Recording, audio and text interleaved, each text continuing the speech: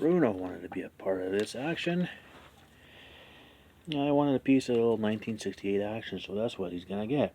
So, this was quite the year that started when the league decided they were going to expand the strike zone, which became ended up being the year of the pitcher. It starts with January 23rd when Joe Medwick is voted into the Hall of Fame by the Baseball Writers Association of America.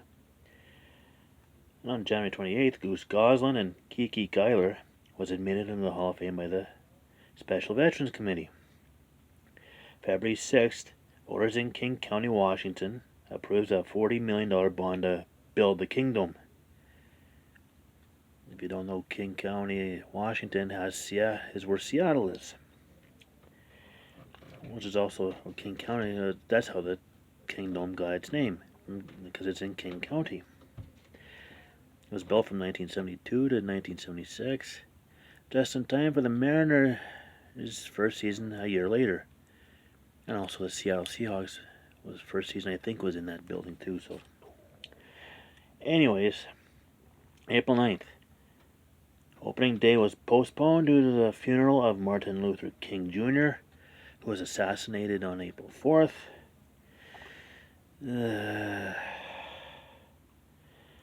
Anyways, April 14th, Jim Bunning wins his first game in Pittsburgh, 3-0 over LA. His 40th shutout and 1,000th strikeout. I think that was in the National League, because I think he got 1,000 strikeouts in the American League too. April 15th at Houston Astrodome, I think. Yeah, it was at the Houston Astrodome. Houston beats the Mets 1-0 in 24 innings. In a 6-hour, 6-minute marathon. In the 6-hour, 6-minute game, the only run scored was on a Bob Aspromonte. Run was scored on a Bob Aspromonte grounder that went through the legs of Al Weiss, and the bases were loaded at the time. May 8th, Jim Catfish Hunter throws Oakland's first perfect game. That was also the first Oakland no-hitter, being that perfect game. Oakland's 25th game of the season. Oakland's 25th game of the season. Also Oakland's 25th game, because this is obviously their first season in Oakland after being in Kansas City in '67. Last AL perfect game was Charlie Robinson in 1922, and the last A's no-hitter was in 1947 when the A's were in Philadelphia. Imagine that. 25th game as the Oakland A's, and you throw a perfect game. Yeah, he also got 3 RBIs on the play. First one on a bunt single that scored Rick Monday, and a base hit that scored Jim Pagliaroni and Rick Monday. A's won 4-0 over Minnesota. June 8th, Don Drysdale breaks Walter Johnson's 1913 streak of 56 consecutive scoreless innings. A 5th inning sac fly by Howie Bedell scores Tony Taylor, ending that streak at 58 2/3 innings. July 1st, Bob Gibson has his own scoreless streak. Come to an end at 47 2/3 innings. July 9th at the All-Star Game in Houston. It's the first indoor All-Star Game, as well as the first All-Star Game on artificial turf, as the National League beat the American League 1-0. July 11th,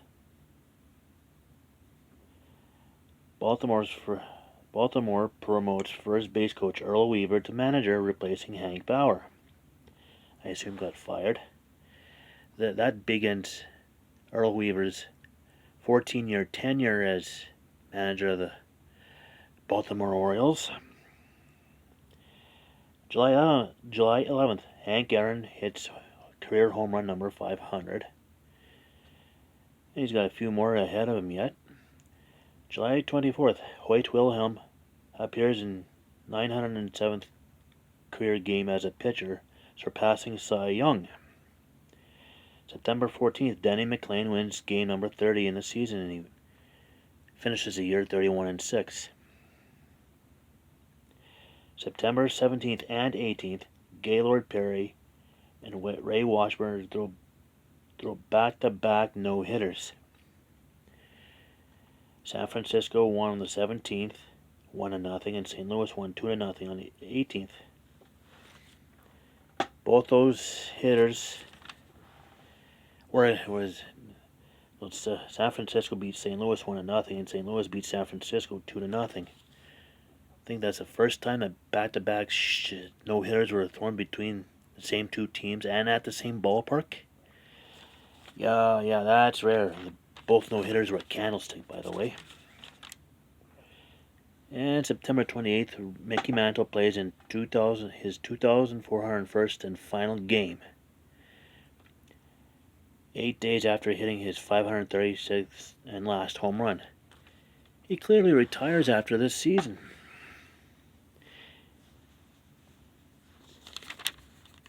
So in 1960 he saw the expansion of the strike zone, which brought down the ERA numbers, but also lowered the averages. Major League Baseball seen this in 1969, had the mound lowered from 15 inches to 10 inches, and the strike zone reduced back to what it used to be. Yeah, well, there's still questions about umpiring even today. Anyways, go to season stats. Bad American League. Carl Yastrzemski of Boston had a 3.01 average to finish the season. Led the American League, and it was also the lowest winning average, if that makes sense. Frank Howard of Washington, 44 home runs, led the majors. Ken Harrelson of Boston, 109 RBIs, led the majors. Denny McLain, as I mentioned, went 31-6 for Detroit. Obviously led the majors with wins. Louis Tiant of Cleveland. What a name, Louis Tiant. 1.60 ERA, led the American League. And Sam McDowell of Cleveland, 283 strikeouts, led the majors. And National League, Pete Rose of Cincinnati, 335 batting average, led the majors. It's funny that expanded strike zone didn't bother Pete Rose. Willie McCovey of San Francisco had 36 home runs, led the National League, and 105 RBIs, led the National League. Juan Marichal of San Francisco, 26 wins, led the National League. And Bob Gibson of St. Louis had a 1.12 ERA, led the majors, big time, and had 268 strikeouts, led the National League. And now we go to the season standings. American League. Detroit went 103-59, won the American League pennant. Baltimore went 91-71, 12 back. Cleveland went 86-75, 16.5 back. Boston went 86-76, 17 back. Yankees go 83-79, 20 back. Oakland goes 82-80, 21 back. Minnesota goes 79-83, 24 back. California and Chicago each go 67-95, 36 back. And Washington goes to 65-96, 37.5 back. National League. St. Louis takes the National League pennant, 97-65. San Francisco went 88-74, 9 back. Chicago goes 84-78, 13 back. Cincinnati goes 83-79, 14 back. Atlanta goes 81-81, 16 back. Pittsburgh goes 80-82, 17 back.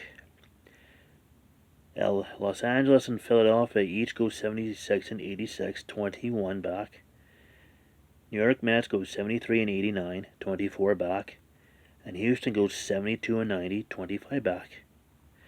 And this is the last season in which you see these standings,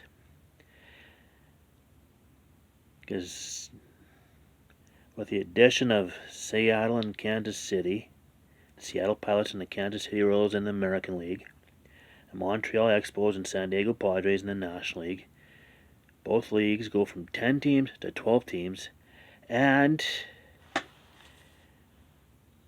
the league split into two divisions, the East Division and the West Division, which will also expand the postseason formats. And this is the last series before this expanded playoff format. Game in this World Series between Detroit and St. Louis. St. Louis's home games were at Busch Stadium, and Detroit's home games were at Tiger Stadium. Game 1 on October 2nd in St. Louis. Cardinals 4, Detroit nothing. Game 2 on October 3rd in St. Louis. Detroit 8, St. Louis 1. Game 3 on October 5th in Detroit. St. Louis 7, Detroit 3. Game 4 on October 6th in Detroit. St. Louis 10, Detroit 1. Oh, you think, it's over, right? Let's hang on here. Game 5, October 7th in Detroit. Tigers 5, St. Louis 3. Now we got 3 games to 2 lead for St. Louis. As we go back to St. Louis for Game 6 on October 9th, which Detroit wins 13-1. Now the series is tied at 3. What happens? Game 7, October 10th in St. Louis, Detroit wins 4-1. Is it becoming the 3rd team or the 4th team to come back from 3-1 down to win a World Series?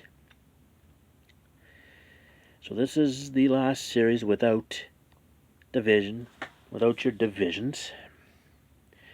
Because in 1969, now that there's two East and West Division in the American League and an East and West Division in the National League, we will have a League Championship Series before the World Series.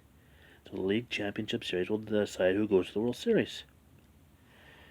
Yeah, you'll see, baseball fans who have been around this game, know what I'm talking about. Then those who don't, you'll see it in tomorrow's video when I recap the 1969 season with expanded playoffs and 4 new teams. And until then, stay tuned. Right? Stay tuned. Yeah, Bruno says stay tuned.